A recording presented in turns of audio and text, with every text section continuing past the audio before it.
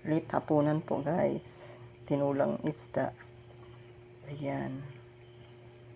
Nilagyan ko na ng sibuyas na dahon.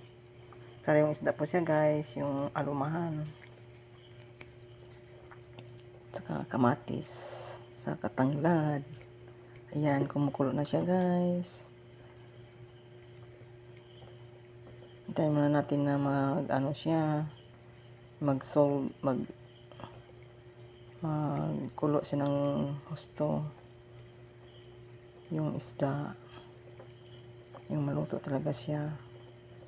Mga 5 minutes lang guys, o 10 minutes kuluin ko muna. Ayan o, ikita mo yung sariwa ng isda guys, kasi yung niya, sabaw, napakalinaw. Ayan, taba po siyang isda guys, ang lumahan. Ilalagay na po natin tong malunggay, ang mas masustansyang malunggay.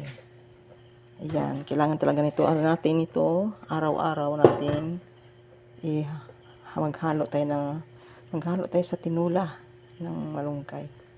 Kasi ito yung pampalakas ng ating katawan guys. Haluin na natin ang malunggay. Ayan. Late hapunan na to guys. Kasi late na yung dumating kapatid ko. Nagdala ng isda. Pinapaluto ako. Kasi alam naman yung mga driver. Kailangan hindi mapasma yung kamay nila. Yan. Kasama nila ko sa niya. Sa kanyang ulam.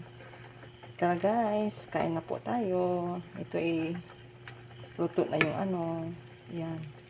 Natin ng minuto itong malunggay. Sikas lang naman to guys, hindi mo masyadong lutuin to.